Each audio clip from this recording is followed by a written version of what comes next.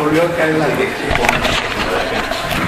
Qué una lástima tener tan lindo sol y ponernos a las sopas.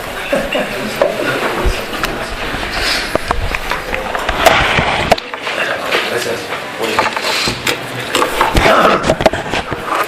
Adelante. Bueno, ya la clase anterior me instaba el doctor Dussel a explicar un poco lo que el texto que les pasamos en el transcurso del fin de semana,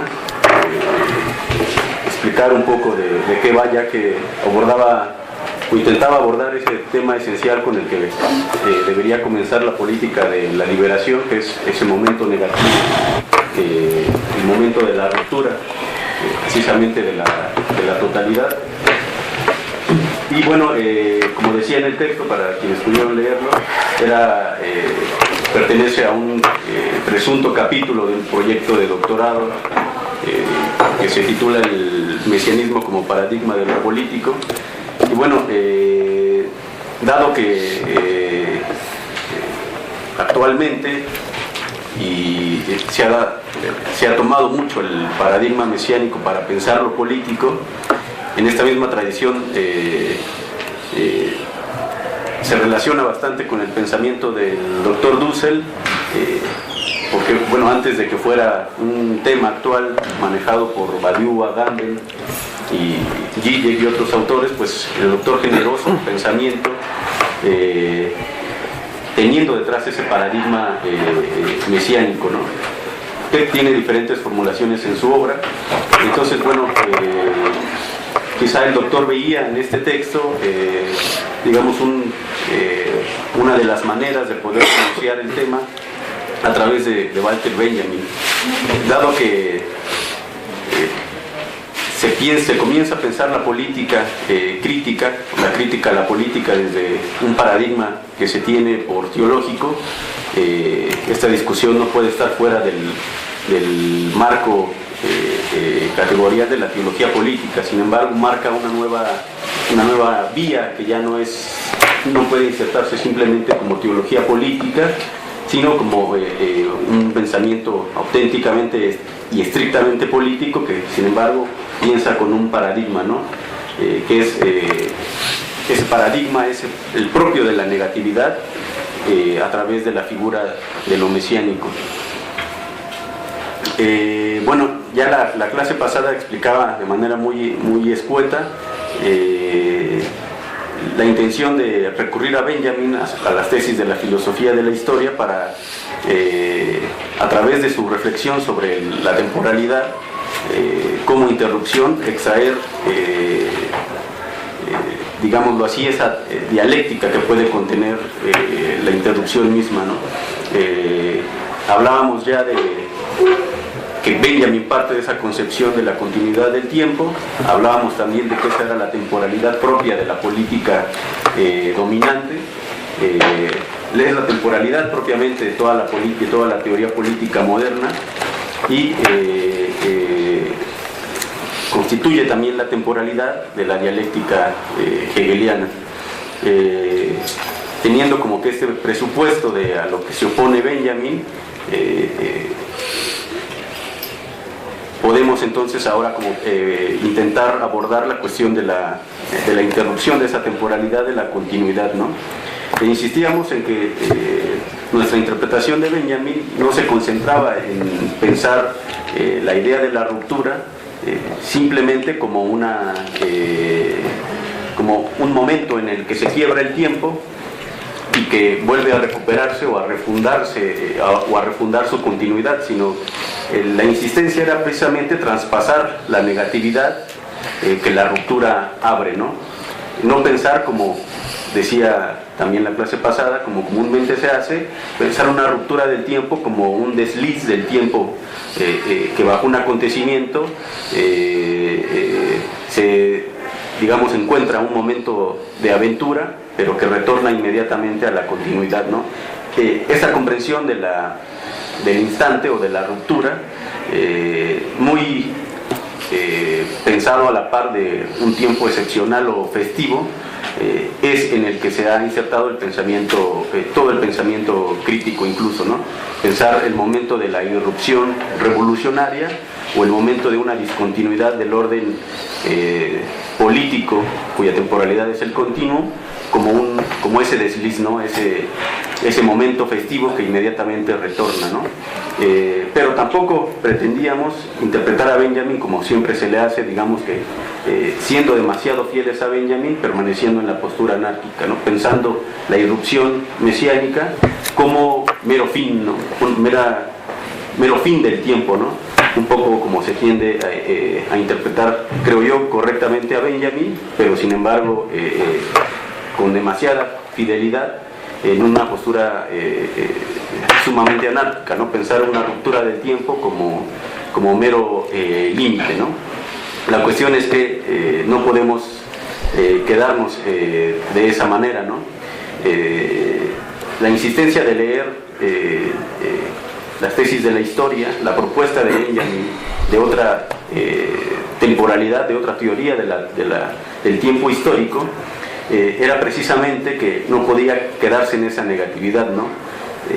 No podría pensarse únicamente como detención en el sentido de que el límite, de que el tiempo encuentra un límite, sino que precisamente de lo que se trataba, incluso en el mismo Benjamin, sugerido por él mismo, sugerencia nada más enunciada como una pincelada en las tesis de la historia e incluso en el libro de los pasajes, como dialéctica en estado de detención, ¿no? Bajo esa sugerencia que hacía Benjamin de hablar de una dialéctica de la detención mesiánica, o al hablar en otra forma de esta dialéctica de la interrupción, habló también de la imagen dialéctica, ¿no? cuyo esquema, digámoslo así, es la imagen en estado de detenimiento, ¿no?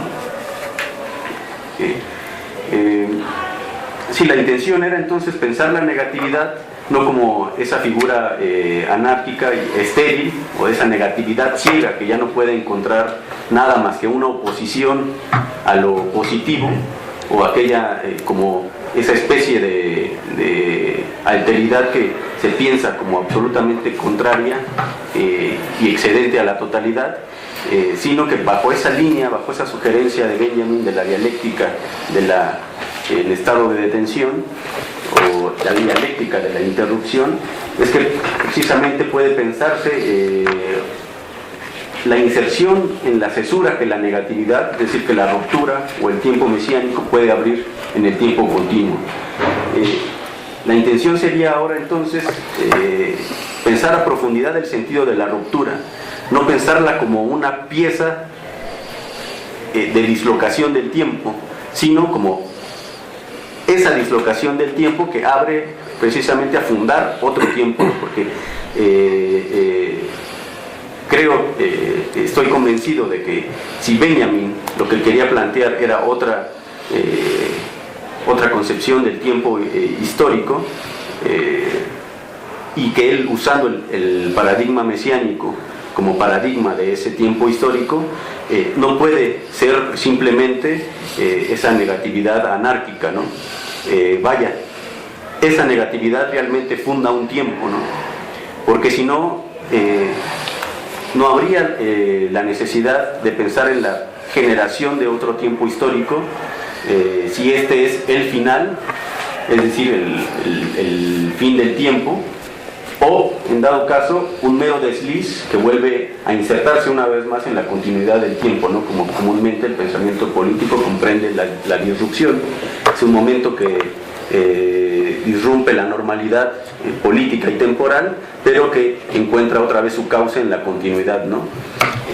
Entonces, no pensando en la negatividad como ese mero desliz del tiempo, pero tampoco como esa finalidad ciega, casi apocalíptica en el sentido tradicional, sino que pensar que la negatividad funda algo propiamente novedoso, ¿no? A saber, y bajo el paradigma mesiánico, el tiempo propiamente mesiánico, ¿no? Por ejemplo, allí en el texto hago alusión a la diferencia que inserta incluso Agamben en decir el tiempo mesiánico no debemos confundirlo con un fin del tiempo. No es el fin del tiempo, sino el tiempo del final, ¿no? Pero ¿qué significa eso? Que una negatividad quiebra el tiempo, puede quebrarlo, pero que esa negatividad, justamente como lo decía, no es estéril, sino que abre a un nuevo ámbito en el que, creo yo, ya no puede operar propiamente la lógica en la que la negatividad se vuelve positiva, sino que sugiero más bien que pensando la ruptura o la negatividad o la detención del tiempo en profundidad y en serio, deberíamos alcanzar entonces otra forma de pensar a través de la ruptura. Es decir, no pensarla ya como aquello que vuelve a constituirse en lo positivo, en la construcción, pero no negar tampoco que lo negativo, el tiempo mesiánico del quiebre, abre a una nueva construcción. Sí, afirmo que abre a otra construcción, pero siguiendo un poco las líneas de Benjamin en la detención de la imagen, abre a una creación que precisamente conserva el momento negativo, ¿no? Esa es como que la insistencia de este texto con Benjamin, es profundizar en la ruptura, no tomarlo como ese desliz político, ese desliz del tiempo, sino como la cesura que se abre en el tiempo y en la que podemos atravesarla con la negatividad para evitar la imagen en que lo negativo, volviéndose positivo, se inserta una vez más en el tiempo continuo y en la dialéctica y en una nueva totalidad. Creo que la insistencia es profundizar en la ruptura, en la negatividad, pero comprendiendo que la negatividad tiene su propia manera de instituir, pensándolo incluso en términos propios del marco categorial de la filosofía de la liberación. Tenemos, digamos que la exterioridad irrumpe, puede quebrar la totalidad, pero en esa irrupción, aplicando la dialéctica de la interrupción que aquí se intenta únicamente sugerir, ya no podríamos pensar, creo yo, si la exterioridad irrumpe en la totalidad, no podríamos pensar únicamente en términos de otra totalidad, ¿no? Se entiende perfectamente que obviamente hay que abordar ese momento creativo, pero sería necesario, a partir de la ruptura y de la negatividad, generar una nueva categoría, digámoslo así, que pueda superar exterioridad y totalidad, porque si, pensando en el método analéctico, si la exterioridad irrumpe en la totalidad, digamos que en el proceso de la irrupción hay una transformación de los dos términos, que es propiamente el momento analéctico o analógico. En la irrupción de la exterioridad, según entiendo yo, quizá es muy mi lectura, pero debería precisarse que la exterioridad ya no es eso absolutamente otro, sino que en el encuentro analógico con la totalidad, tanto totalidad y exterioridad deben transformarse para generar ahora sí ese otro término que ya nos puede llevar propiamente a esa categoría que necesita la política de la liberación. Entonces, no es este texto un desarrollo propiamente de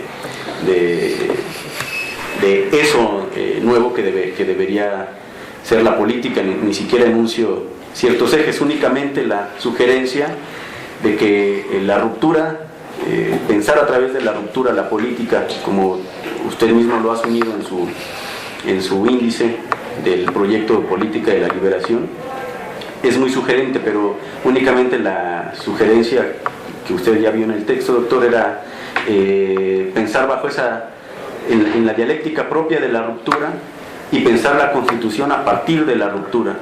Con la dialéctica de la detención de Benjamin pensábamos en una posibilidad únicamente como imagen, digámoslo así, abstracta, en general, en que la ruptura se vuelve como, puede sustraerse como una imagen, como una especie de criterio, digámoslo así, con el cual podemos pasar a ese nuevo ámbito de la creatividad, que debe constituirse o instituirse en propio despliegue de esa negatividad, ¿no?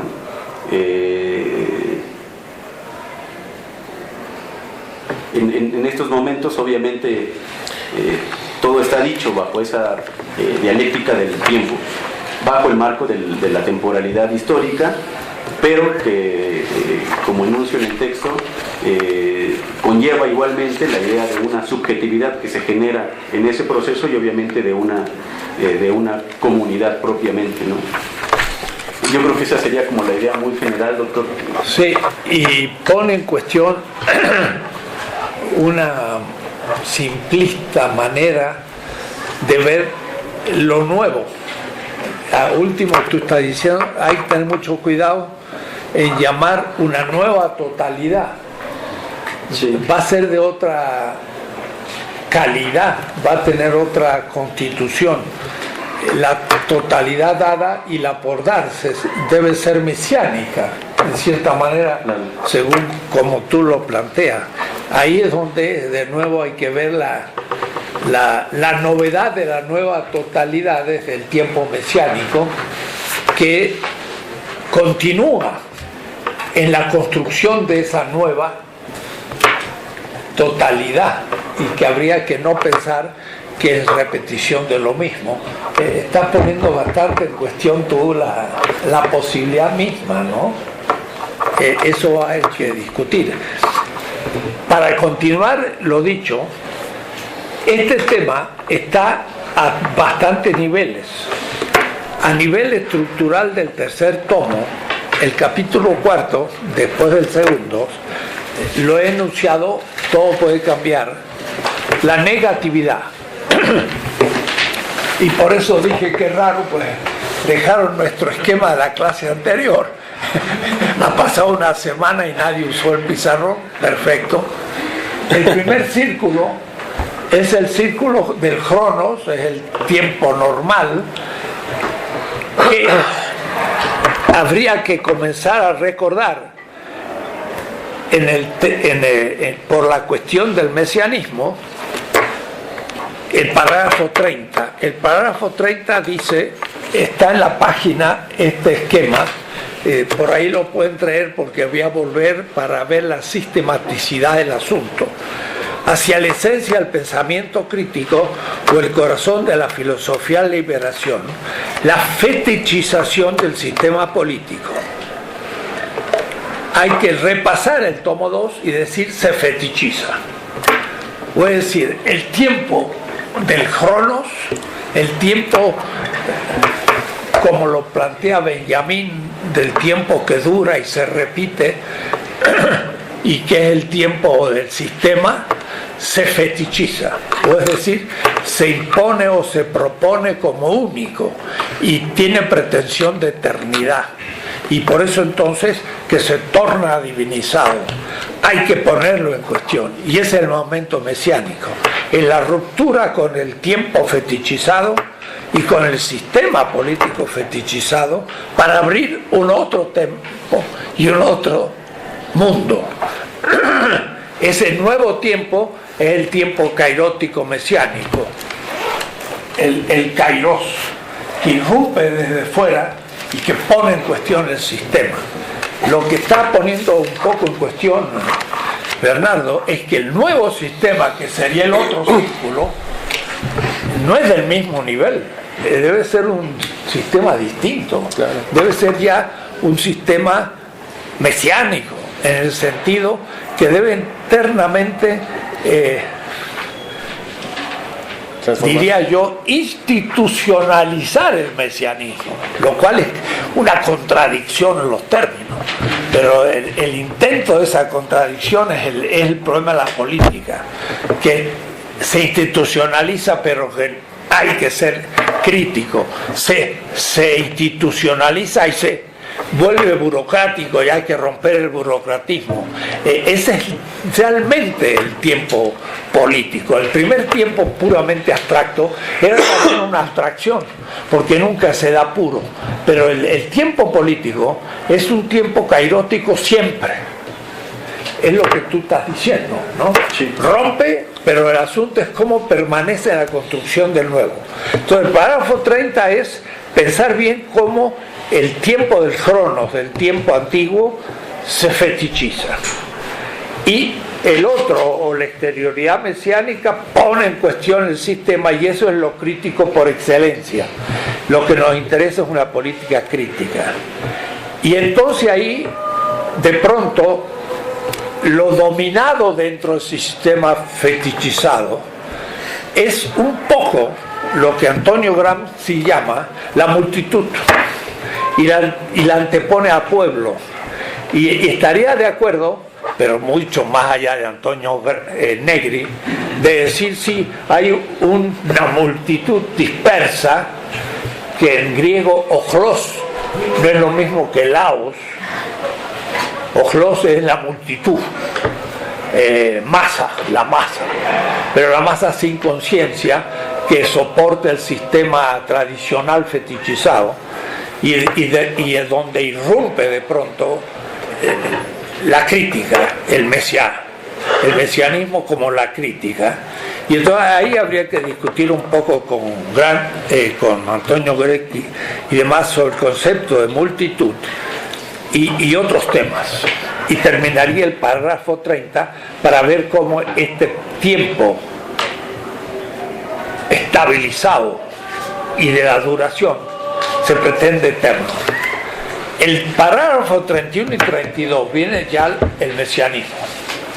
Y ahí, entonces, el momento mesiánico, sistemáticamente, y eso no lo intenta Benjamín para nada, porque él propone un tema pero no lo sistematiza, y tenemos que sistematizarlo para poder entrar. El sistema dado es criticado por el Mesías. Y el tema del mesianismo ahora se puede plantear a 3 niveles. Y yo te pregunto ahora si se puede. Sería en una figura incorporante, como lo llamaban ciertos exégetas o hermeneutas. El Mesías puede ser una persona, puede ser un movimiento crítico, o puede ser todo un pueblo. Y la palabra pueblo viene de un concepto mesiánico, no es un concepto cualquiera. Los griegos ni idea tenían de eso, mientras que sí nuestros pueblos americanos, al hablar del Tlaltépetl, tienen una conciencia de pueblo. Entonces digo, ¿qué te parece? Ver el mesianismo a nivel de persona, de un grupo, que es el que encarna realmente, no la vanguardia, pero se le llamaba vanguardia, y era el vanguardismo, no podemos aceptarlo. Pero hay un grupo de movimientos sociales que inician el proceso y se arriesgan, y después la multitud que se transforma en pueblo mesiánico para constituir la nueva sistema. Entonces ahí el parágrafo 31 intentaba, hay que ver si se puede formular, la ruptura mesiánico comunitaria.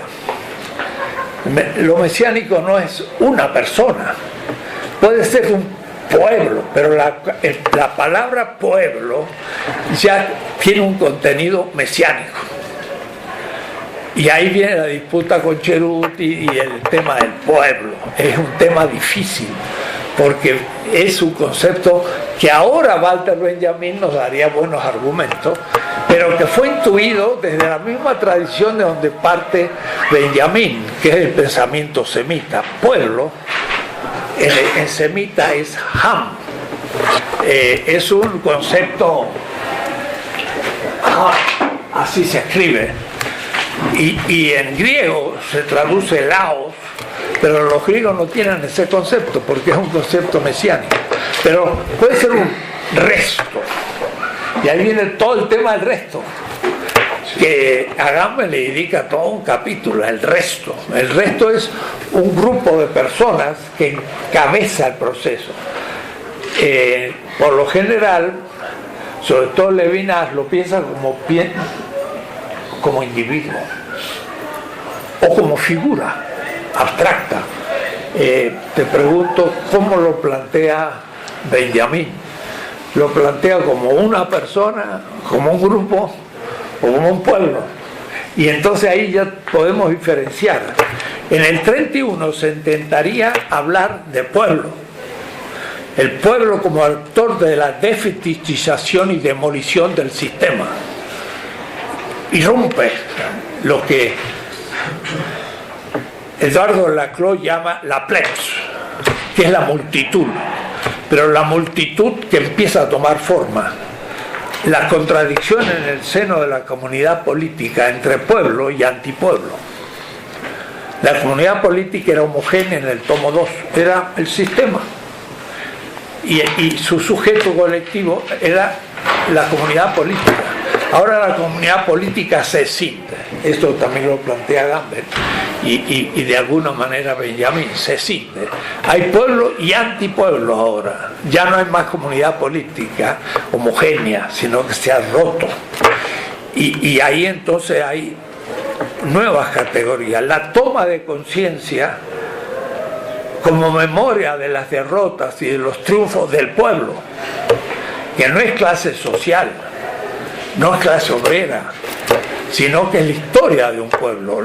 El pueblo francés fue galo, fue provincia romana, fue sociedad feudal, y hoy la Francia moderna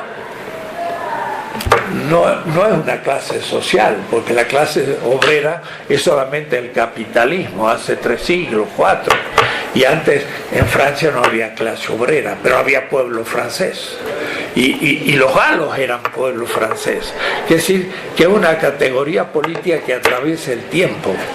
Entonces, el pueblo, ¿cómo se diferencia del resto?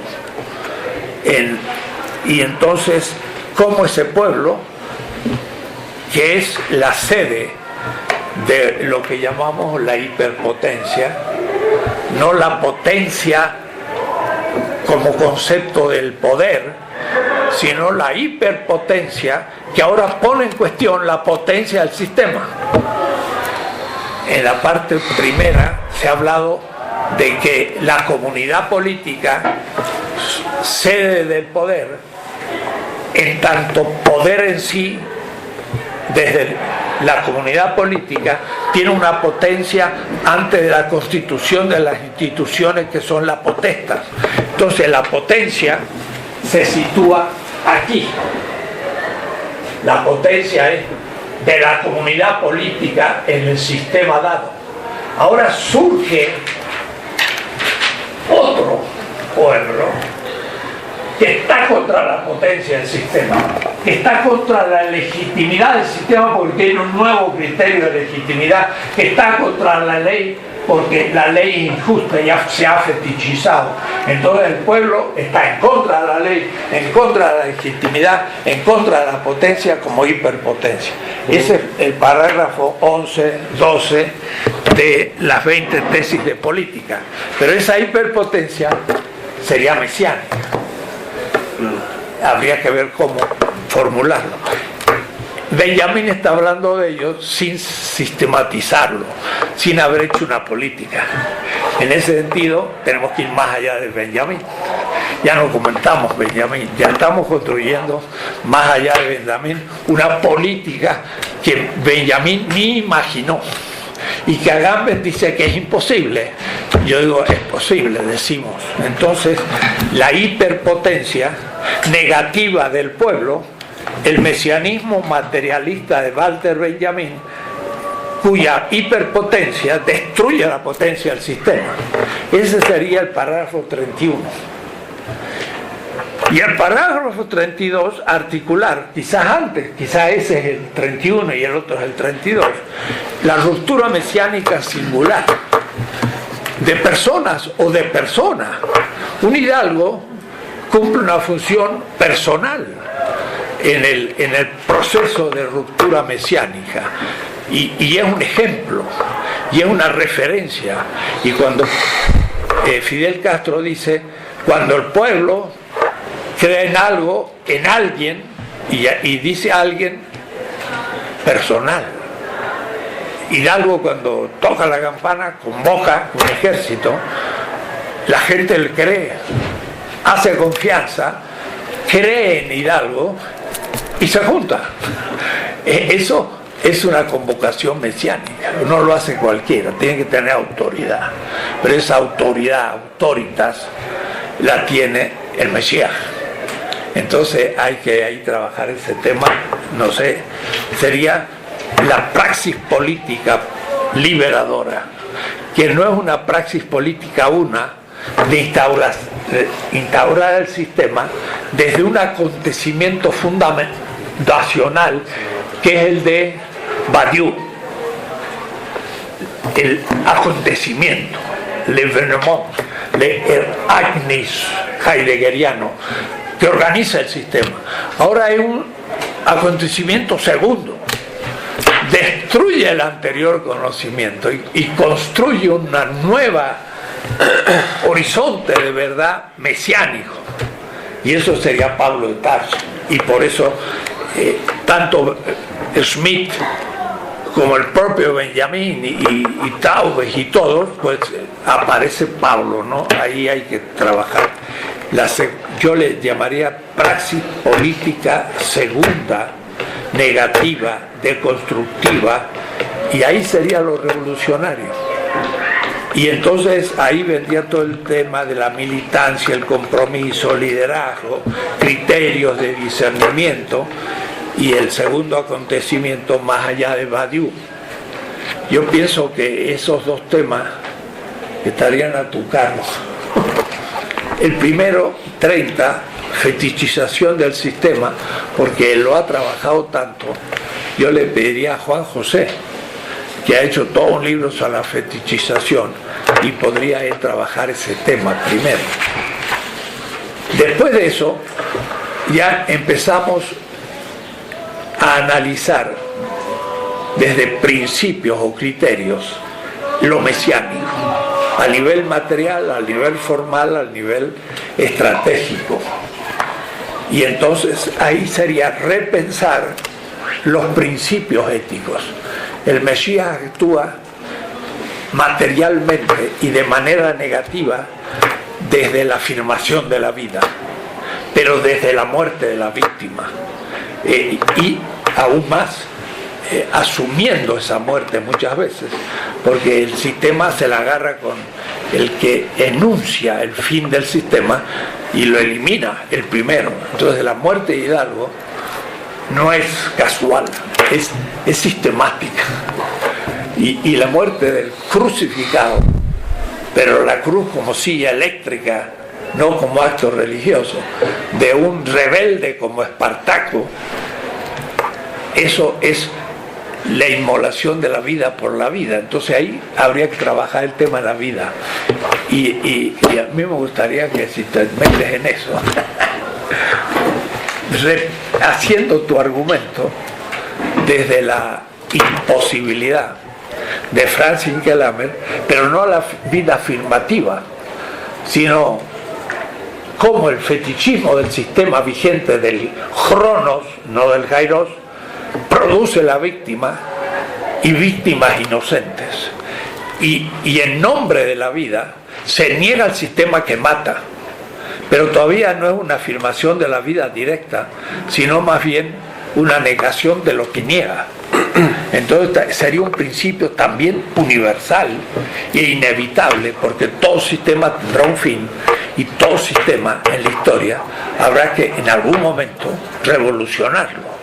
Entonces, ¿cuándo? Habrá que ver las circunstancias, eso ya es otra cosa, pero que no hay un sistema eterno evidente. Para el ser humano tendría que ser un sistema perfecto para que no se fetichizara y funcionara siempre, lo cual nos plantea el tema del nuevo orden mesiánico. Tampoco es perfecto, y también se puede algún día fetichizar, aunque sea mesiánico, y entonces ahí será la necesidad de una nueva erupción mesiánica, y esto ya es una filosofía de la historia. Entonces sería el campo económico y el capitalismo colonial la tragedia ecológica, la injusticia a la dimensión del género, la raza, la edad, los viejos, la situación marginal de las culturas dominadas. Todo esto son las negatividades que hay que negar. Y desde un principio afirmativo de la vida, pero a partir de las víctimas, que es el mismo principio de la universalidad de la vida, pero por atacar su negación. Claro. Sería un desarrollo de lo que hiciste y trabajar otros temas más empíricos para darle, sería el parágrafo 33. Lo mismo es el Estado, el tema de formal. El sistema vigente tiene una legitimidad, se apoya en el consenso de la comunidad política y funciona. Lo que pasa es que eso se fetichiza y por lo tanto los mesiánicos se levanta contra la legitimidad del sistema y le dice es ilegítimo. Y ahí viene la ilegalidad y la lucha contra la ley de Pablo de Tarso. El objetivo de la Carta a los Romanos es quitarle a la ley su pretensión de única justificación de lo justo. Y él dice, alguien puede cumplir la ley y ser injusto. Y es el más injusto de los actos el que cree que porque cumple la ley es bueno y es justo. ¿Y por qué? Eso es todo el libro de Hinkelhammer sobre la oamartía, le llama Pablo, la falta moral suprema, que no tiene perdón, porque yo cumplí la ley y soy bueno. Lo que pasa es que la ley es justa y soy el más perverso, porque no tengo conciencia del mal, ni puedo pedir perdón por un pecado que creo que no he cometido. Y entonces es lo peor que puede haber. Es el pecado por excelencia. Los demás son pecadillos de los que no cumplen la ley. Pero el que cumple la ley, pero la ley injusta, es, ahora, para decir injusta, hay que plantear el principio material que pone la legitimidad en cuestión. Y por eso entonces la ilegalidad inevitable del tiempo mesiánico. Si hay illegals, los mexicanos en Estados Unidos, pues el primer illegal fue Hidalgo, que no cumplió las leyes de India. Entonces es toda una filosofía del derecho. Ahí no sé si pedirle a Mario Ruiz Sotelo, que ha trabajado la razón imperial en Bartolomé Las Casas y hoy es profesor en ciencia política, que trate ese tema. Justamente hoy hablé con un brasileño que dio un curso en San Luis de Potosí.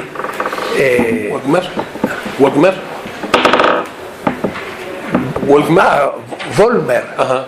No, él también podría ser. Estaba pensando, de hecho, para este tema.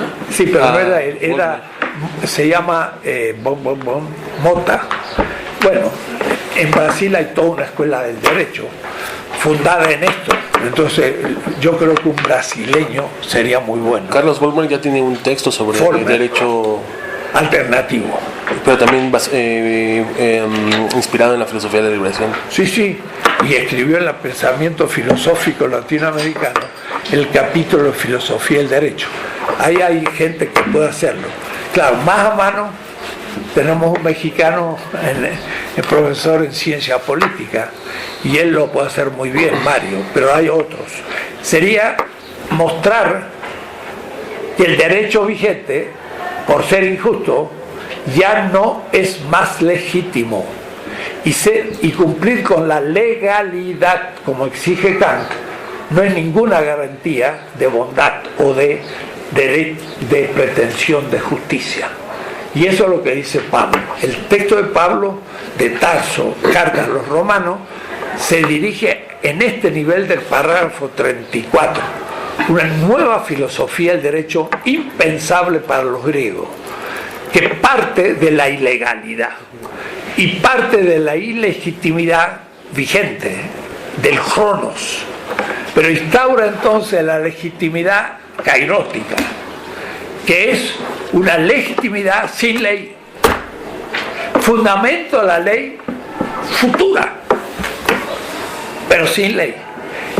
Y entonces legitimidad yo lo he pensado, pero sería bueno repensarlo, que es un poco lo que Habermas llama el consenso de la comunidad, pero no el consenso vigente, sino el consenso del pueblo, del resto, del Mesías, el consenso mesiánico de nuevo en el Kairos. ¿Ves como el kairótico se va jugando a todos los niveles ahora? Entonces, Hidalgo ya no cumple la ley de Indias, es ilegal. Ya no se basa en la legitimidad que se apoya en el soberano que es el rey. Nada. Es asesinado por haberse levantado contra su Dios y su rey. Esto es lo que tiene en su breviario escrito Morelos, que yo tenía en mis manos. Dice, este breviario tenía Morelos en sus manos cuando fue ultimado en esta villa de Ecatepec, por haberse levantado contra su rey y su Dios y haber seguido al revoltoso de Hidalgo. Y entonces Hidalgo, al levantarse contra el rey, se levantó contra Dios, y por eso que lo excomulgó la iglesia, pero lo excomulgaba por luterano. Y entonces Hidalgo dice, me dicen a mí que soy luterano, ¿dónde lo han sacado? Lo que pasa es que vuestro Dios es el dinero. ¡Wow! Tenemos que releer a Hidalgo. Le dice a los obispos que lo excomulgan y a los españoles, vuestro Dios es el dinero. Hace una crítica al capital sin darse cuenta o dándose cuenta. Entonces, eso es el nuevo derecho. Ahí ese capítulo está fácil, se puede escribir, y yo he escrito bastante ya articulillos. El 35 es la debilidad del Mesías.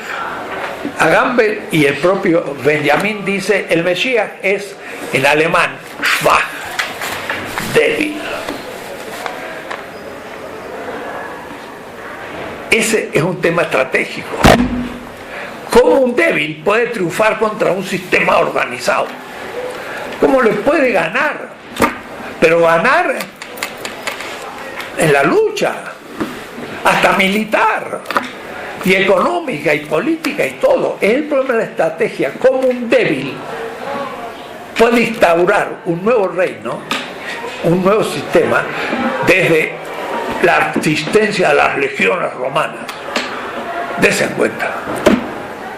Y entonces Pablo usa la palabra somos débiles, pero y con la debilidad yo no venzo al fuerte. Es un problema estratégico. Hay que saber atacar al fuerte. Entonces ahí hay un tema de factibilidad mesiánica. Al fin, dice Benjamín, siempre gana la teología, que es maltrecha, jorobada y tiene mala fama. Y al ser maltrecha y jorobada, está pensando en Pablo de Tarso, dice Agamben acerca de Benjamín. El petizo, el enano abajo del juego de ajedrez, para Agamben, está muy buena el análisis que hace, es Pablo de Tarso. Es decir, Benjamín está pensando en la crítica de la ley de Pablo de Tarso. Era chiquito y mal formado, porque Saulo significa algo así como mal formado. Era Saúl su nombre, pero el nuevo nombre que recibió, cairótico, fue Pablo, que era mal formado. Y mal formado le gana al fin la lucha a las legiones romanas. Después de 4 siglos, el mundo romano se hace cristiano. Ahí viene otro tema con el cual tengo que hablar con Ramón Grossfogel, Atahualpa ahora y otros. Confunden cristianismo y cristiandad. El cristianismo es el primitivo, mesiánico. La cristiandad es un sistema invertido. Entonces, casi toda la crítica que se hacen al cristianismo es contra la cristiandad, que se invierte 2 veces. Primero en el siglo IV, apoyando al Imperio Romano, que se hace imperio sacro, Imperio Romano. ¿Cómo es eso de un imperio sacro? Marx dice, ¿de dónde han sacado eso de un reino cristiano? Lean a San Agustín y los padres de la Iglesia y díganme de dónde han sacado un Estado cristiano. Dice Marx. Perfecto, Marx es paulino. Un Estado cristiano es una contradicción. Es justamente un Estado mesiánico. Y ese es el problema. Porque si es Estado, no puede ser mesiánico, porque lo mesiánico es crítico. O debe ser de una forma que tenemos que analizar cómo. Ese es el tema de la política. ¿Cómo un Estado puede ser cristiano? Imposible. Pero podría guardar siempre el Estado un momento, y aún institucional, mesiánico. Y yo creo que es la participación del pueblo, institucional, que no se da en la democracia representativa, sino en una democracia institucionalizada, participativa, porque el pueblo es el que va a continuar en el nuevo orden la situación mesiánica. ¿Por qué? Porque va a decir, yo estoy sufriendo y el sistema funciona mal. ¿Y quiénes son los culpables? Los burócratas. Y eso es lo que pasa en Costa Rica, en Venezuela. Y eso es lo que ha pasado con nuestro gobierno de izquierda. Se han dormido sobre los laureles. Y entonces el pueblo en su sufrimiento los critica. Pero cuidado, porque aunque los critique, va a ser necesario mejorar. Pero no vamos a tener una sociedad perfecta, y ahí está lo político. Ahí está lo político. Un realismo crítico que no es pragmático y es ético, que sabe que sin institucionalización no hay política y que todo institucionalizar se fetichiza. Entonces, en una mano hay que tener mesianismo y en la otra hay que tener la construcción institucional y seguirla funcionando en toda la historia. Y no hay solución, no tenemos la paz posible. Apenas creemos que estamos haciendo algo interesante, se nos va fosilizando ante nosotros y es lo peor. Y si nos atamos a lo que hemos construido, no entendemos la política.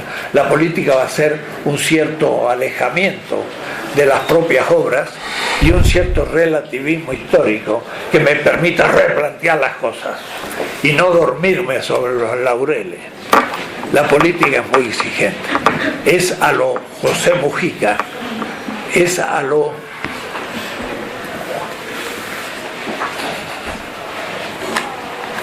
ni siquiera el Nelson Mandela. José Mujica es algo más que Nelson Mandela, en fin. Y sin embargo, eso nos podría llevar a un idealismo en que, como todos institución y ejercicio político no es perfecto, entonces todos nos sirven y hay que disolver al Estado, y es el anarquismo. Y entonces todos quedamos a la derecha y ya no es posible la política. Ese es el problema de Atahualpa, Oviedo, Freire, que me critica y dice, usted es un chavista, hace loas a Evo, y entonces es lo peor. Porque claro, él está limpio, porque no se compromete y puede criticar desde la izquierda o desde un pasado ancestral ya no existente e inexistente en el futuro, toda realización histórica, y la política desaparece desde la extrema izquierda. Pero entonces lo otro es el pragmático, que dice, bueno, yo hago lo posible y sin principio sigue haciendo lo posible, pero entonces se fosiliza en el cronos del sistema y ahora no tiene principio y por último se corrompe, porque cuando llega una cantidad de billetes no tiene principio subjetivo para decir muchas gracias, yo no estoy para corromperme, y entonces los pragmáticos terminan corrompidos. Entonces, entre el anarquista y el corrompido está justamente la política mesiánica, pero el mesianismo institucional, ¡wow! ¡Qué problema! La estrategia de los débiles, la deconstrucción de las instituciones, el tiempo cairótico peligroso y negativo de la inevitable disolución de las instituciones. Pero cuidado, no disolverlas para que no haya más, no, para que haya mejores. Y si no hago nada, es peor que antes. Porque entonces la vida tampoco puede reproducirse y la legitimidad tampoco puede pasar en la historia. Disolución del Estado sería un diálogo con Stirner, con Bakunin y con todos ellos. El principio de factibilidad ético-negativa o la eficacia revolucionaria de la praxis mesiánica. Y entonces, para Levinas es el tiempo davídico. ¿Por qué davídico? Porque David era un guerrillero, era un mesías. David era un joven, venció a los invasores filisteos y entonces era mesiánico. Pero llegó a ser rey, y cuando es rey empezó a dominar. Pero había sido mesías, y entonces es capaz de pedir perdón. Y entra en la complejidad de la política, no se entrega a sus obras, es capaz de criticarlas todavía. Es el tiempo corto, dice Levinas, en donde la política es ética todavía. Ese es el tiempo mesiánico, me parece, tú que conoces a Levinas. Y ahora a Benjamin sería bueno que incluyas un capítulo. Es lo que yo entendí por fin, que la única política aceptable para Levinas es la del tiempo davídico. Bueno, ¿cómo prolongar al máximo el tiempo davídico? Es el tema. Ahora, hay que ver lo interesante de la figura mesiánica, mística, metafórica de David. Es fantástica. Es toda llena de símbolos, no es un hecho histórico. Pero ahí estaba el ejército filisteo, indoeuropeo del hierro, con un gigante que estaba todo forrado en hierro. Era el hombre del hierro y del caballo, que desafió a un grupo de guerrilleros de las montañas en el siglo XIII más o menos, según los estudios arqueológicos e históricos, y dijo, bueno, para no acá desaprovechar tiempo ni muertes, hagamos una lucha singular, que Goliat, y sale un monstruo, desafíe a un de estos guerrilleros de la montaña, y todos quedaron helados, porque ¿quién iba a enfrentarse a ese monstruo tremendo guerrillero? Y yo lo teatralizo ahora. Entre el montón de gente, un joven, tenía 20, 25 años, empieza a caminar hacia el monstruo. Estaba medio desnudo como los pastores, con alguna cosita puesta de las corderos, y ni se le veía ningún arma, porque le tenía cargado en su cintura una onda.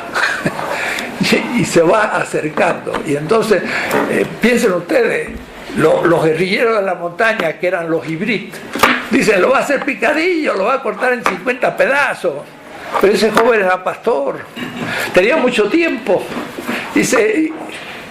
y practicaba evidentemente su onda, y entonces ponía un palo a 20 metros y ¡pah!, le pegaba justo, y le ponía a 30 y ¡pah!, porque se tenía que defender de los lobos para sus rebaños. Era capaz de poner la piedra en 5 centímetros cuadrados y se acerca hasta estar a tiro de distancia de su piedra, que sabe que funciona. Y cuando se acerca, saca su onda, y la gente dirá, tenía una onda, ¿y para qué la saca? La revoletea y ¡pah!, se la mete en la frente y cae Goliat. Es una historia mítica. Es la debilidad del mesianismo contra el sistema dado. Porque el mesianismo va a roer la moral del monstruo. Era una gran estatua, cabeza de hierro, pulmón de... pero los pies eran de barro. la atacó el barro y se vino abajo la estatua. La moral, la ética, en fin, esa es toda la estrategia de los débiles. Capítulo, parágrafo 35, no sé quién podría escribirlo. Acá es necesario un estratega. Habría que pedirle a Marta Harnecker, pero está algo enferma en este momento y ojalá que sigamos teniendo. Resumo el capítulo 5 y 6. Pasado sistemáticamente, pero no realmente, porque todo se confunde en la realidad, se pasa un momento a la positividad, que es el pueblo como actor político y los principios normativos creativos positivos. Ahora es el tiempo davídico. Y ahora, como digo, empieza la dificultad. ¿Cómo permanecer mesiánico en un tiempo de creación institucional? Ese es el tema que tenemos que crear. La praxis político 3 no es la del sistema que se organiza, no es la crítica mesiánica, sino la construcción creativa de un nuevo sistema. El pueblo como innovador, como sede de la hiperpotencia positiva, y acá entonces el tema de la redención y creación. Redención en el sentido de Rosenzweig y el sentido de Walter Benjamin. Redimir significa pagar el precio del esclavo. Redimir, vaya al diccionario de la Real Academia. Entonces, no es un término religioso, es un término político. Es un precio que se paga para liberar al esclavo. Hay que pagar el precio ahora, hay que construirle un sistema, porque hay que dar pan al hambriento, decía el libro de los muertos. Pero hay que producir el pan primero, y producir el pan es trabajar la tierra, la agricultura, y después hay que triturarlo en los molinos, y después hay que hornearlo, y hay que producir el pan, y hay que distribuirlo para dar de comer al hambriento, porque Levinas dice hay que dar de comer al hambriento, pero no le da ninguna importancia a la producción del pan, y producir el pan es toda la política, toda. Dice Bloch en el Principio Esperanza: nacemos, anhelamos, deseamos, y entonces después dice, y tenemos hambre. Y dice, cuando el hambre no puede saciarse, se torna revolucionaria. Porque cuando se sacía, estoy satisfecho y estoy tranquilo hasta que tenga de nuevo hambre, y no hay problema, es el cronos. Pero si tengo hambre y no cumplen mi hambre, entonces la voy a buscar de todas maneras. Y ahí dice, el hambre se vuelve revolucionario. El Principio Esperanza no viene del solo comer, sino del tener hambre. Entonces, pero para saciar el hambre es toda la política, porque hay que producir el pan. De eso no habla Levinas, creo, o quizás es el tema del tercero del Estado, que lo deja como propuesto, y no sé si tampoco habla Walter Benjamin, es demasiado tema posterior, tampoco entra. Pero nosotros no nos podemos quedar con el asunto, tenemos que producir pan. Y ahí viene el tema de Evo Morales y de Fidel Castro y de Hugo Chávez. Van a producir pan, pero no va a ser perfecto. Y el pan perfecto sería que no tengamos nunca más hambre. Ese sería el pan perfecto. Lástima que el pan que producen lo calma por un tiempo, pero vuelve el hambre.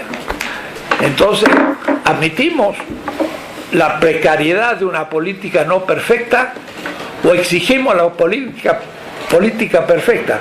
Si la política es perfecta, no es posible. Y si es imperfecta, hay que ser pragmático. Sí, hay que ser pragmático estratégicamente, pero con principios, lo cual supone que no puedo hacer todo, sino algunas cosas. Porque si quiero hacer todas, me corrompo y termino por no hacer nada, que es lo que nos pasa a nosotros. Entonces, ahí viene la positividad, la redención. Y de nuevo los principios. Parágrafo 37. La voluntad de vida del pueblo, el postulado de la vida perpetua de la comunidad, el reino de la libertad de Schiller y Marx y el reino de Dios de Kant, la crítica del capitalismo, el principio material crítico positivo de la política, más allá de la fraternidad, la solidaridad. Porque voy a decir, más allá de la libertad burguesa, la liberación. Más allá de la igualdad de la Revolución Francesa, la alteridad. Reconocer los derechos del otro, más que hacerlos hermanos. Entonces es más solidaridad, liberación, alteridad. Ahí no sé quién podría hacer esa parte. Sí, no sé si tú te animas o alguien, pero ya veríamos. Voy a decir, vuelvo a repetir los tres principios, pero ahora bien discernidito, negativo, positivo, como tú lo sugeriste en Atenas. Y de hecho, justo, bueno, antes de pasar a lo siguiente, me estaba dando cuenta que en el esquema que estás usted haciendo... Espérate, entonces, para terminar. Bueno. Terminar. Aquí se repiten los tres principios, pero ya no negativo, ahora positivo. Si al principio se afirmó la vida, si en el segundo momento mesiánico se afirmó la vida ausente de la víctima, en el tercero se afirma el crecimiento de la vida en el nuevo sistema. Y entonces son distintos problemas. Y ahí viene el tema de también cómo hacer justicia con las víctimas del pasado y otras cosas. Y ahí viene el consenso crítico del pueblo como fundamento de la nueva legitimidad democrática de la soberanía popular, más allá del liberalismo, el postulado de la paz perpetua de Kant. El postulado de la paz perpetua está aquí situado como principio positivo creativo de un nuevo sistema. No es la guerra, como usan los norteamericanos, no es la imposición, es no podemos hacer guerra. Y si no podemos hacer guerra, tenemos que discutir para llegar al consenso. Si no podemos hacer guerra, ese es el principio democrático notable. Kant, en el principio de la paz perpetua, funda el momento creativo de la nueva legitimidad. Ahí quizás Omar, me parece que podrías desde la Escuela de Frankfurt mostrar cómo se supera la Escuela de Frankfurt. En ese momento estamos más allá de la Escuela de Frankfurt. La Escuela de Frankfurt todavía es eurocéntrica, está allá. Nosotros tenemos que decir, no, ya hemos pasado esas cosas. El postulado de la paz perpetua, el principio de legitimidad crítico positiva, es un principio que dice, debes crear de la nada, o es decir, de aquello que no era sistema, pero que tú vivías como exterioridad, nuevas instituciones y nuevas, para poder dar el alimento al que tiene hambre, y entonces un nuevo sistema económico, político. La alteridad más allá de la igualdad moderna, en este caso es el consenso, es decir, es el momento formal, la nueva democracia, la democracia radical participativa, que no es corregir el liberalismo, sino hacer otra cosa desde el comienzo. Y ahí mismo el principio estratégico crítico, más allá del fetichismo de la razón instrumental, y por eso la Escuela de Frankfurt es importante, crítica a que la razón instrumental sea la solución.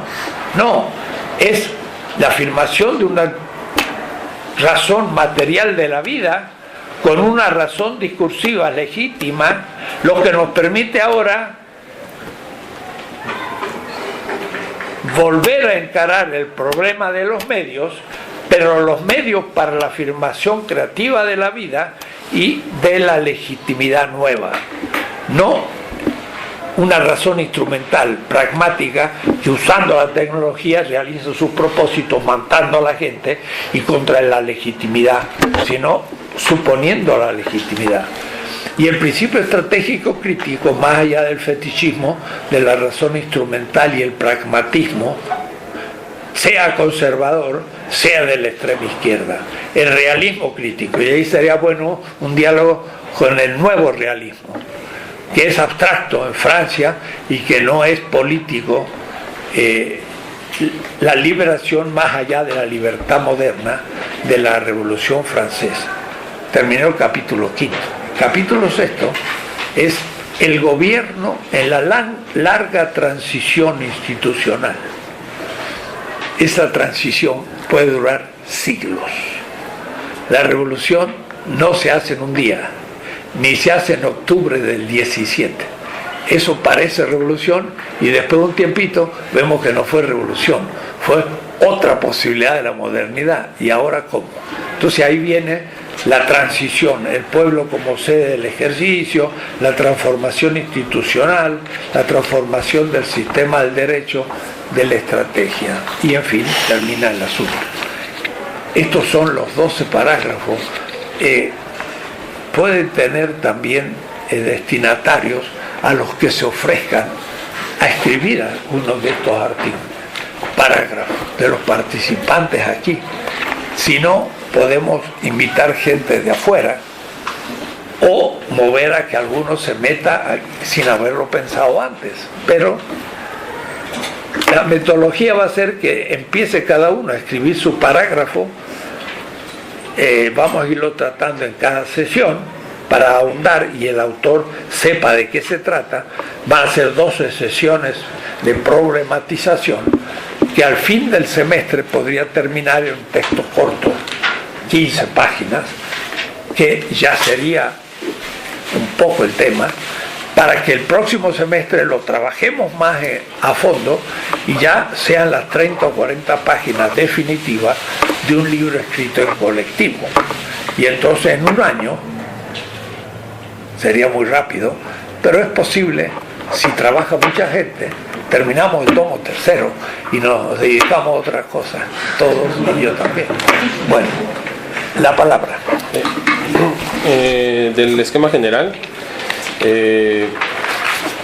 no me queda, bueno, más bien preguntarle si el parágrafo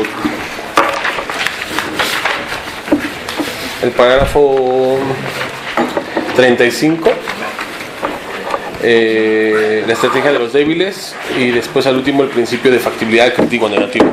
¿Esa es la factibilidad en el desierto? Esa es la factibilidad en el desierto, ¿cierto? O en Egipto mismo, en la lucha. Y entonces, ¿cuál sería la diferencia con el 39? El principio estratégico crítico, liberación más allá de la libertad de la moderna Revolución Francesa. El 39 o sea, ¿cuál sería la diferencia entre uno y el otro? 39 es constructivo. Ajá. El 35 es la lucha por salir de Egipto, metafóricamente.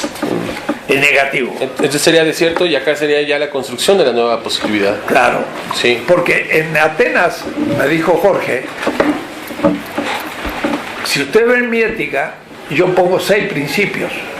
Y los últimos 3, que son la segunda parte, el principio material crítico, el principio formal crítico, el principio de factibilidad crítico, y lo junto.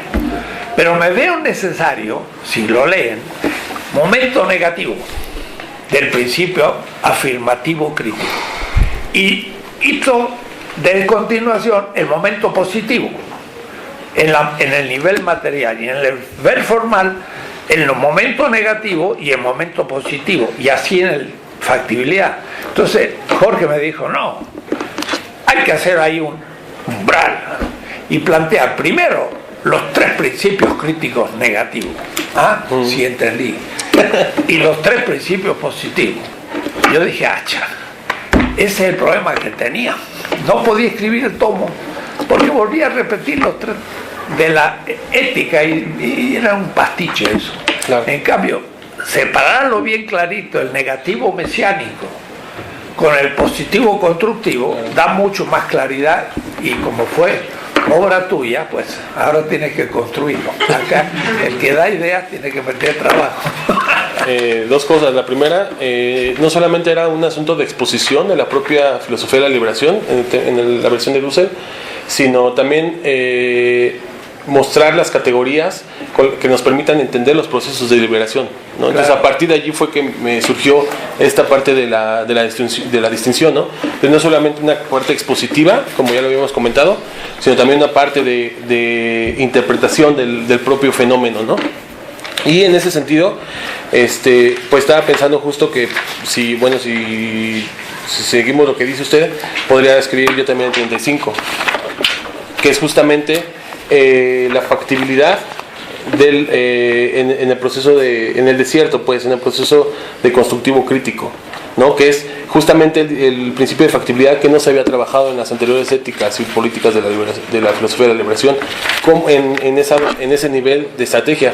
Estaba pensando también, por ejemplo, esta distinción, mire, sin querer me encontré donde le había hecho la crítica desde ese entonces. Las 20 tesis. Exacto. Porque justamente a partir de este, me voy a parar tantito, creo que a partir del discernimiento que hicimos ahora, en el nuevo esquema, por decirlo así, de la filosofía de la liberación, Dussel, ¿alguien tiene papel? Sí. Gracias.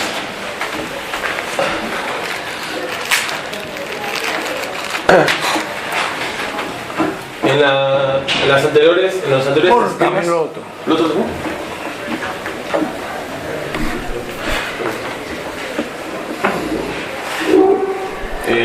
El esquema anterior es este, ¿no?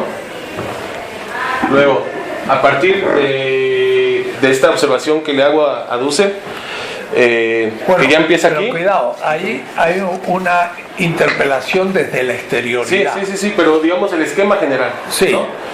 Ahora Dussel, por ejemplo, la clase pasada, a partir del nuevo esquema, lo esquematiza así, ¿no? El sistema dado, luego la transición y la nueva construcción, ¿no? Yo lo esquematizo de esta forma, maestro. Yo creo que daría más claridad al tema. Y es así. Es decir, la crítica desde la exterioridad del sistema, la construcción del nuevo sistema, pero en medio es justamente el proceso crítico. Claro. ¿Por qué yo no lo puedo representar así? O no lo puedo representar así, porque aquí aún no se da una totalidad propiamente, sino que aquí es justamente la ambigüedad entre lo dado y lo nuevo por construir. Y entonces, ¿en qué estoy pensando aquí, por ejemplo? Justamente en trabajar una teoría de los movimientos sociales. Sí. ¿No? Entonces cuando se habla de factibilidad en el 30 y... ¿qué habíamos dicho? 35 es justamente la factibilidad de los movimientos sociales, ¿no? Entonces esto es lo que la factibilidad articulada al principio democrático y al material, obviamente, ¿no? Y eso es lo que creo que no estaba discernido propiamente. Entonces ahora ya está. Esto también me permitiría un poco relacionarme con lo de Bernardo, ¿no? Porque me parece que Bernardo está pensando, cuando se refiere a la filosofía de la liberación, todavía en ese esquema. Y no propiamente ya en el esquema que surge a partir de estas nuevas 14 tesis de ética. ¿Por qué? Porque justamente este sería lo que tú bien llamas la dialéctica de la ruptura. Este sería el momento de la dialéctica de la ruptura, donde justamente aquí es donde se va construyendo el nuevo sistema. ¿Por qué? Porque es inevitable, ¿no? Las instituciones son inevitables. Nunca vamos a poder vivir en conflicto constante o en revolución constante, ¿no? Entonces, justo aquí es la dialéctica de la ruptura, que cuando tú te refieres a la filosofía de la liberación, podríamos conceder que acá no existiría discernidamente, pero ya a partir de las 14 tesis ya no sería lo mismo, ¿no? Y bueno, más o menos así sería, ¿no? Yo diría, pensando con Charles Peirce, que los diagramas son conceptos. Por fin yo me explico por qué uso tantos diagramas. Charles Peirce dice, podemos escribir las cosas, pero el diagrama también es concepto, quiere decir que hay que pensarlo conceptualmente. En tu diagrama yo veo que está la totalidad y la alteridad. En el mío está la totalidad y la alteridad son los que interpelan el sistema. No es todavía el nuevo sistema, pero es exterioridad al sistema, porque son oprimidos en el sistema, pero guardan la exterioridad. Y eso lo dije ya en el 70, cuando digo, el pueblo, por una parte, son los oprimidos en el sistema, clase campesina, obrera, pero al mismo tiempo guardan una exterioridad que yo no podría llamarla de otra manera que cultural, pero en realidad no, era también económica y política, porque en el caso, pongamos, de los pueblos originarios, es una exterioridad de la modernidad latinoamericana que guarda también otra economía, otra política. Que sí, que eso que tú pones ahí, yo lo pongo acá. Lo que pasa es que eso, para mí esa es la nueva totalidad. Pero entonces, la que se va a construir. Si es nueva, no puedes interpelar. No, o sea, Lo que interpela es algo existente, tan antigua o más que la modernidad. Por eso no lo puedo poner aquí, sino en otro lugar. Y del choque de esto, que es la nada del sistema, aparece lo nuevo. Y esto no es esto, ni es esto, es un tercero. Y ahí habría que reinterpretar el tercero de Levinas, pero se entiende. Tú me unificas esto con esto, en tu esquema, porque dijiste, se critica y con eso hiciste el esquema. No, esto interpela y surge algo nuevo, que es lo antiguo, pasado lo nuevo, pero algo desde la nada, y por eso es creación dialéctica y no puro desarrollo de la potencia al acto, es analógico. Y la transición, sí, es verdad, está acá en el medio, pero yo no la sitúo como otra. Es el desierto, Bamidbar, se dice en hebreo. El desierto tiene una función, que es la purificación del sistema anterior y la gestación del nuevo. Y entonces, mi esquema no es tan como lo hiciste, porque se tiene que mostrar más el momento mesiánico, que es una exterioridad creadora. Y eso es lo mesiánico, que choca con lo anterior, le agrega cosas que no tenía, y por eso que el nuevo sistema es producto del desarrollo de la totalidad y de algo que no tenía, surge de la nada de la totalidad, es creación de la nada. Y el tema que propone Bernardo es el Mesías, no es solamente ruptura negativa, sino debe mantenerse como un espíritu positivo en toda la construcción del sistema. Y lo ideal sería un sistema mesiánico. Y Kant habla de eso, del reino de Dios, que era como un sistema mesiánico. Pero él dice, eso es una iglesia, que no es una institución política, sino moral. El asunto es que tiene que ser política, y sin embargo debe guardar su exterioridad con respecto a sí mismo. Es un poco más complicado. O es decir, lo que tú has dicho, esto está aquí. Exacto. Y estoy de acuerdo. Exacto, eso es lo que yo digo. Pero te falta esto. Bueno, es que lo otro lo hice desde el exterior, desde el exterior del primero. Pero sí, o sea, obviamente ese es el sistema. El tema es que hay tres momentos. Claro. 1, 2 y 3. Ahí se ven 2. Y por lo general el mesianismo es 1, 2. Y el 3 se le hace problema. Es el 3. Lo más difícil de la política, pero lo propio de la política es esto.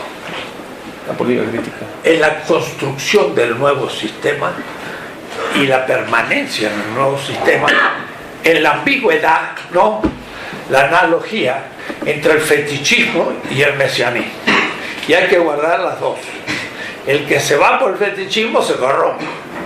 Y el que se va por el mesianismo, el extrema izquierda, que no puede hacer la política porque está haciendo algo y viendo su posible negatividad, entonces ya no lo hace porque es malo y entonces no hace nada.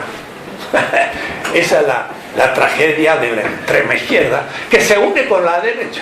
¿Y por qué? Y porque el de la derecha tampoco hace nada, porque las cosas están bien, pero es el antiguo sistema. Entonces el anarquista y el extrema derecha se juntan. Los dos dejan al sistema fetichizado porque no pueden construir sistemas perfectos, que no existe. El sistema perfecto estaría dado acá como una idea regulativa, diría Kant, como un postulado, diría, o como un horizonte trascendental, diría Hinkelhammer. Eso es pensable y empíricamente imposible, pero es un horizonte que me dice que el sistema dado no es perfecto, tu argumento, y entonces tengo espacio de aquí a acá a crear un nuevo sistema posible. Pero el sistema posible no es perfecto, y si me lo critican, lo siento, muéstrame algo mejor. Ah, no, es que lo mejor está aquí, pero es imposible, compañero, y entonces vuelves atrás, y es la extrema izquierda. Y a veces fundamentalista y quechua, y están contra Evo Morales, y qué decir contra García Linera, que es un blanquito, marxista, bastante reformista, pero al fin marxista. Entonces pueden agarrarlo y hacerlo pedazos. Primero por blanco, pero eso es fundamentalismo, porque el blanco tampoco es una determinación política. Y marxista ortodoxo, bueno, entre un marxismo crítico y un neoliberalismo ortodoxo, prefiero un marxismo crítico. Y entonces no, los catalogan a los dos como mis enemigos, y entonces se complica la cosa, pero es parte de la política. Entonces la extrema izquierda no va a estar con Andrés Manuel.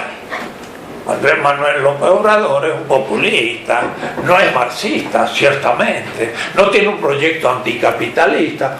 Bueno, pues, no vale la pena. Lean ustedes en la jornada los artículos de, ¿cómo se llama? Nuestro amigo Juan José, lo conoce muy bien. Almeida. Almeida critica desde la izquierda, pero por ahí, como no encuentra nada, dice, bueno, tendremos que soportar a Andrés Manuel. Y si eso es lo que hay que hacer, pero no es perfecto, es un nacionalista más o menos crítico, claro. ¿Es revolucionario? De ninguna manera. ¿Es mejor que Peña? Sí. ¿Hay otro? No. Entonces, bueno, apoyemos para crear un espacio de donde pueda surgir algo mejor. Y yo en eso no entrego mi alma a López Obrador, ni soy miembro de Morena, pero colaboro para ver si se logra cambiar un poco la cosa. Un poco. Bueno, ya bastante en la historia cambiar un poco.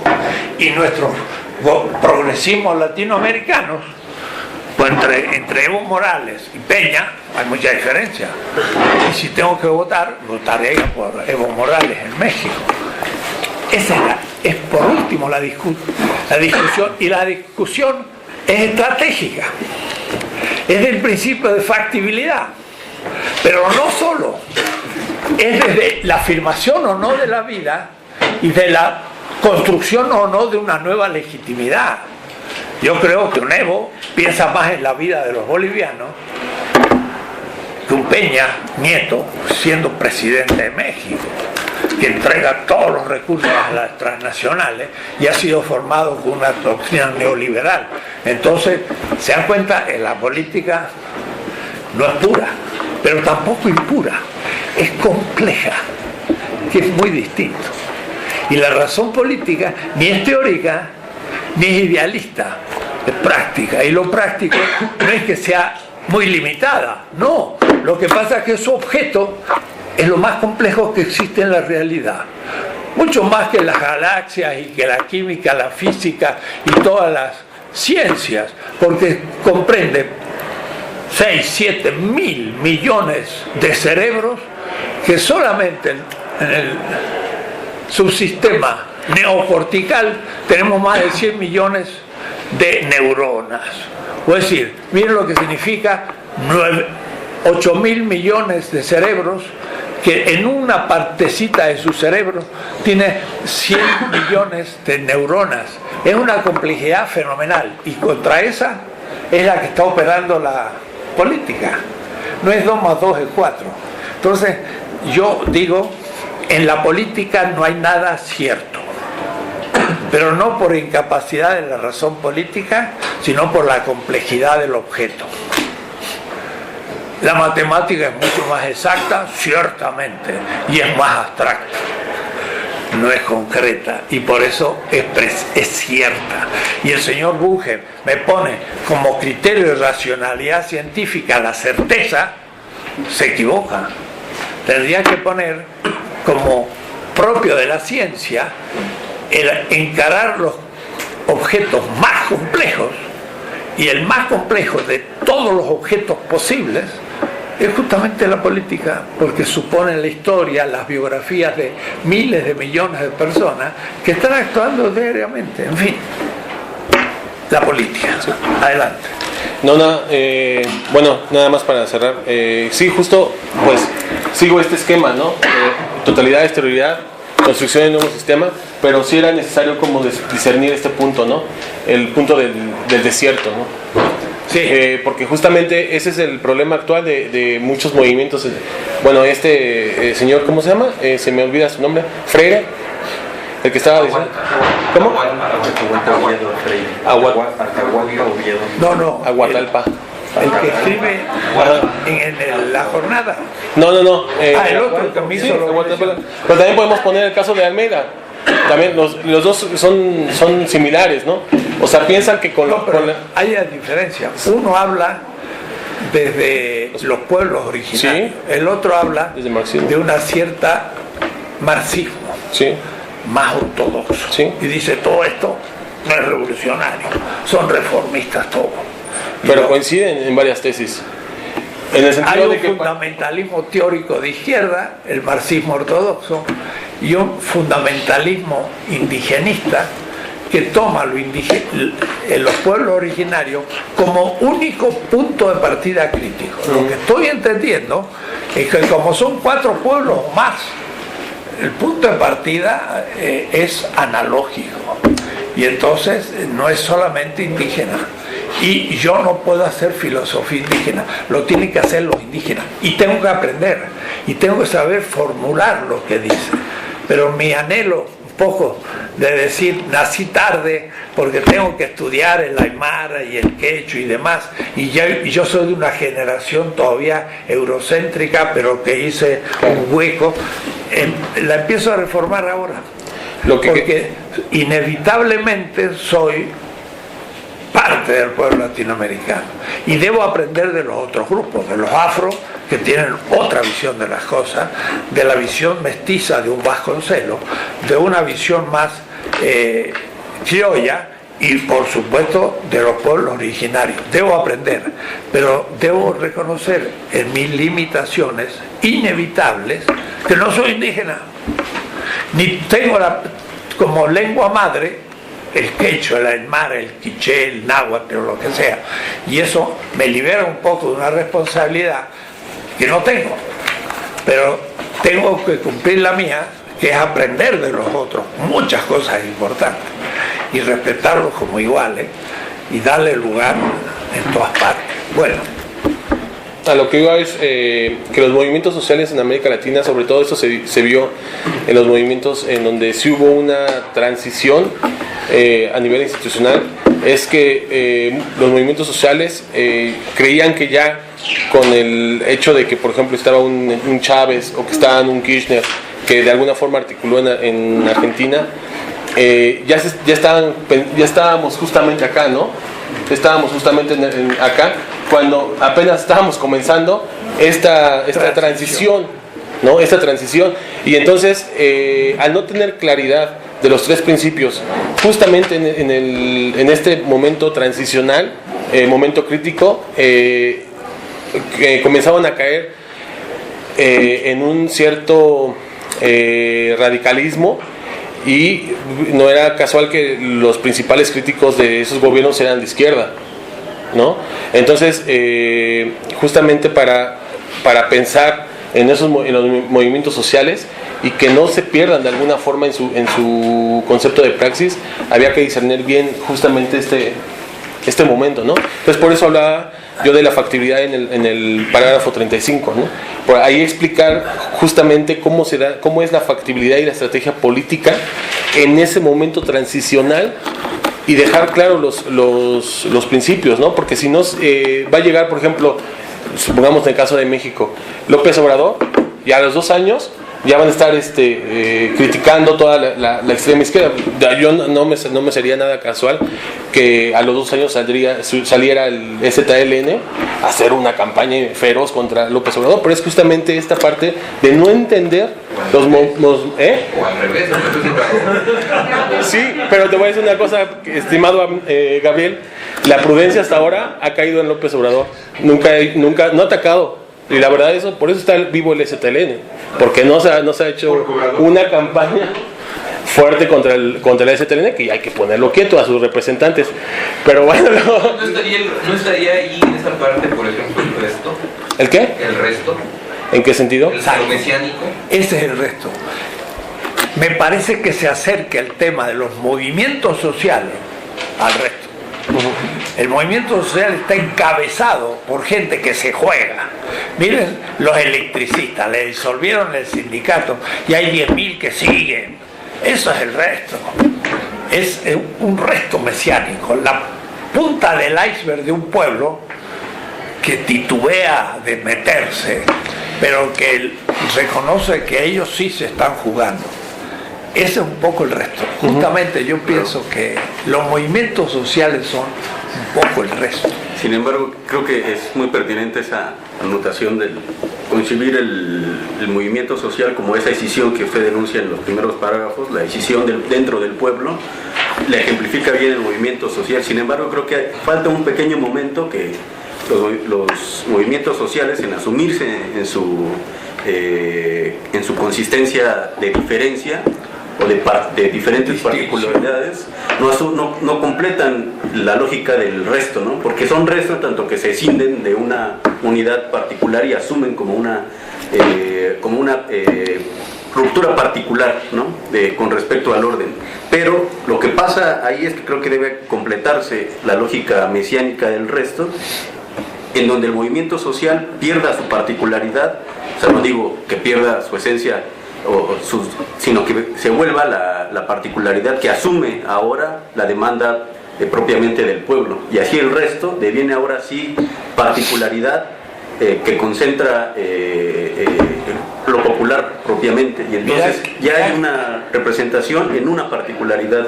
Si ves las tesis, los movimientos se proponen siempre inevitablemente intereses particulares. El feminismo, la clase obrera, la clase campesina, los pueblos originarios, los movimientos. Sus objetivos son particulares, no son nacionales. Claro. ¿Cómo se constituye un proyecto nacional, analógico? El diálogo entre los movimientos sociales, pero el que debe representar ese diálogo y pasar al umbral político, el partido político. El partido político sería, hipótesis, el que formula el proyecto nacional, y ahora sí, semejante nacional, de todas las particularidades asumidas. Y por eso es hegemónico, porque se cumplen los intereses de todos los grupos, que por el diálogo, que Boaventura llama traducción, porque una mujer feminista cómo hacer un diálogo de la clase obrera. Y es muy fácil. Se ponen a discutir y la mujer dice, la más explotada de la clase obrera son las mujeres. Y el gran sindicalista, que decía la contradicción principal es la clase, dice, tiene razón, es la mujer obrera. Entonces el líder de la clase obrera toma el feminismo como propio, pero se levanta después uno y dice, ¿cómo? No solo eso, entre las mujeres que son las más explotadas son las de color, o es decir, las de los pueblos originarios. Y ahora la feminista y el dirigente obrero dicen, no lo habíamos pensado, y se incluye. Y ese diálogo y traducción va formando un proyecto que ahora es hegemónico, que no es lo mismo que un proyecto dominador contra, sino que es un proyecto articulador de los intereses particulares. Pero entonces es el tema de la articulación, no disolución ni dominación, sino articulación de los movimientos sociales y el partido político. Yo escribí un artículo en La Jornada sobre eso, cuando López Obrador fue a Oaxaca y quiso hacer un pacto con la CENTE, con C. Y algunos dicen, quiere instrumentalizar a los maestros. No. Le quiere decir, ustedes siguen su movimiento autónomo, yo no me meto. Pero yo tomo sus reivindicaciones y lo integro a mi plan. De tal manera que si yo llegara a ejercer el poder político, daré suma importancia al movimiento de la CENTE crítico y les daría a usted la responsabilidad de rehacer la educación, sin dejar de ser movimiento. El mesianismo personal se articula al resto y el resto dinamiza ahora todo el pueblo. Claro, sí. Es el problema de los movimientos sociales, para mí, está ligado al concepto de resto. Entonces, este sería un tema para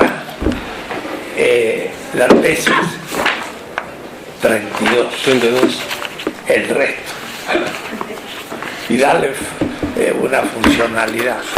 Hemos pasado 10 minutos del cronos cotidiano.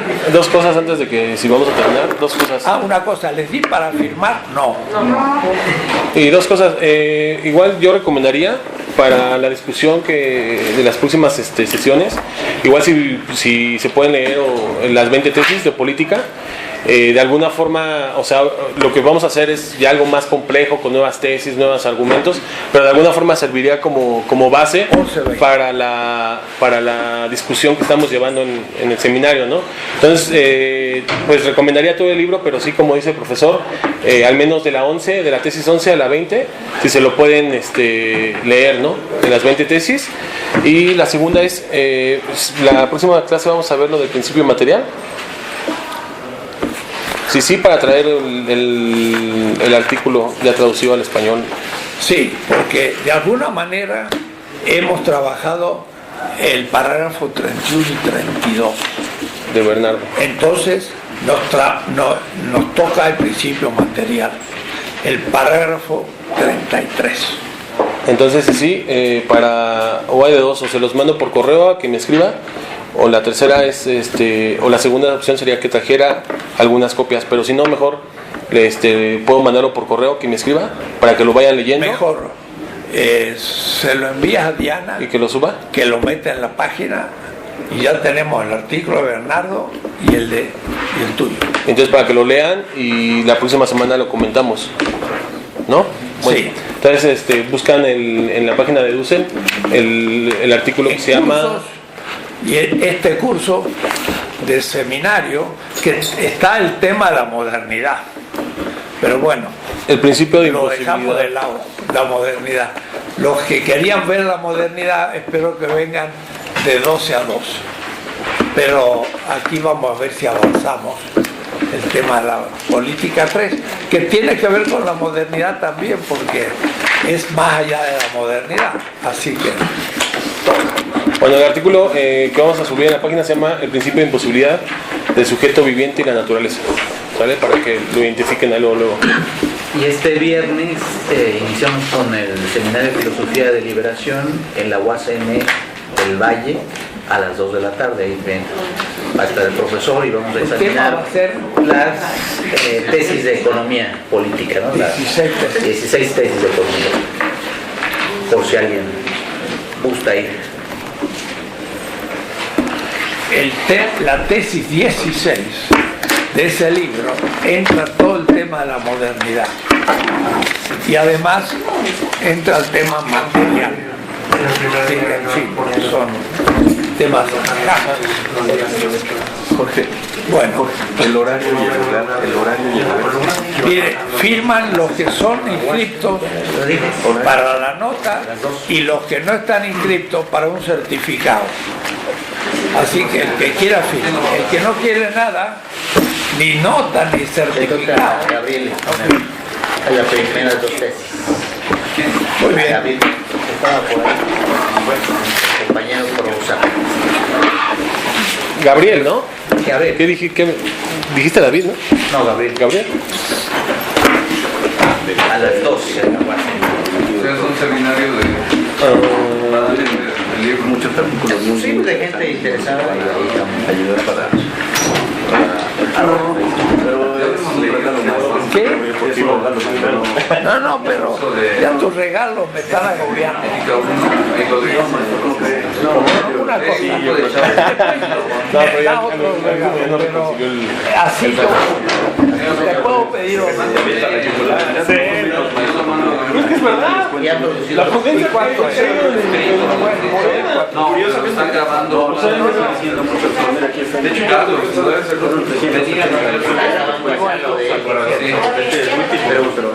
Déjalo, es un problema. sí, sí, lo que discuten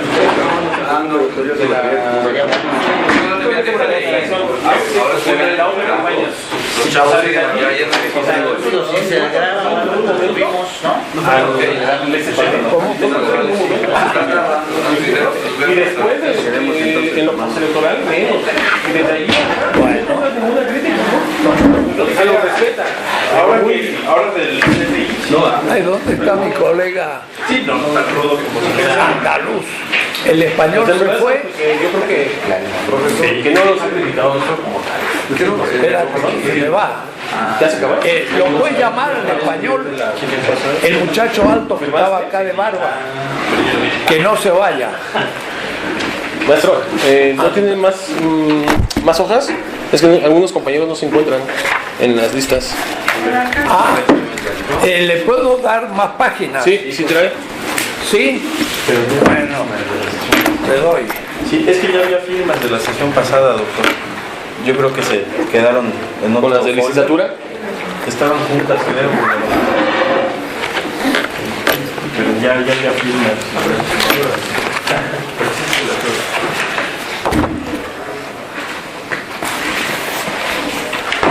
Uy, qué lío.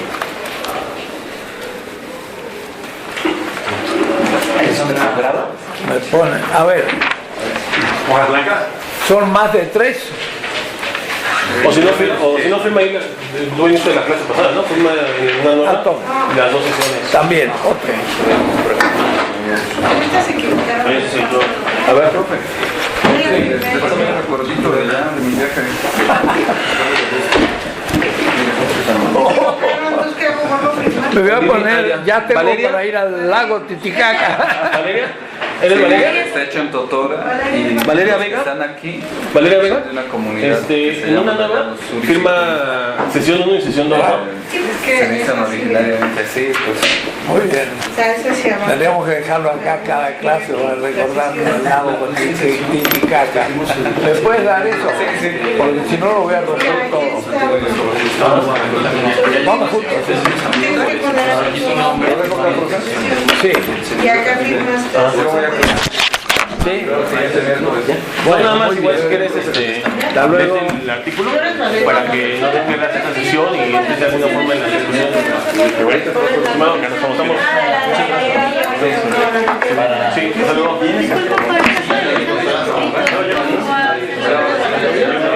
Un ensayo final. Sí, pero eso en la próxima semana les vamos a dar unas características. Tú eres de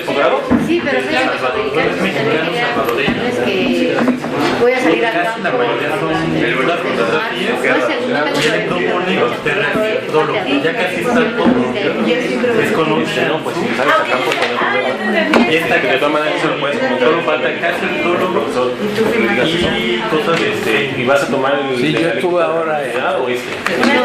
Ah, sí, lo conozco. Y la próxima semana ahí vamos a ver. Tú en Salvador. Son los ensayos. y casi parte todo el Sí. ahí viene el Va a correo aparecer así. en grande para que las cosas se pueden comunicar con él. Esta. Y ahí sí se va a estar todo. Olivia, ¿no?